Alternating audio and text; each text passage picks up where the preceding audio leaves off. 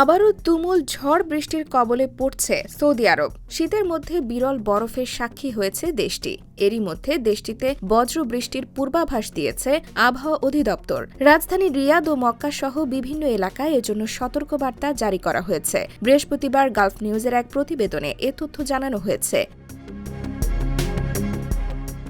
সৌদির আবহাওয়া দপ্তর জানিয়েছে, বৃহস্পতিবার দেশটির দক্ষিণ পশ্চিমাঞ্চলের জাজান, আসির এবং আল বাহারের কিছু অংশে বৃষ্টিপাতের পূর্বাভাস দেওয়া হয়েছে। এ অঞ্চলগুলোর পাশাপাশি পূর্ব প্রদেশের কিছু অংশে কুয়াশা পড়ার পূর্বাভাস রয়েছে।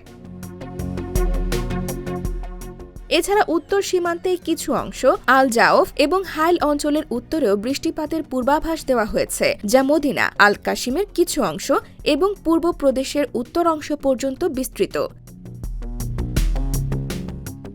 বৈরী আবহাওয়া স্থানীয় বাসিন্দাদের সতর্ক থাকার আহ্বান জানিয়েছে সৌদির বেসামরিক প্রতিরক্ষা বাহিনী। এ সময় নাগরিকদের নিরাপদ স্থানে অবস্থান ও নিচু এলাকা তথা যেসব জায়গায় পানি জমতে পারে সেসব এলাকা এড়িয়ে চলতে পরামর্শ দেওয়া হয়েছে। এছাড়া জরুরি পরিস্থিতিতে বেসামরিক প্রতিরক্ষা বাহিনীর সঙ্গে যোগাযোগের জন্য অনুরোধ জানিয়েছে দপ্তর।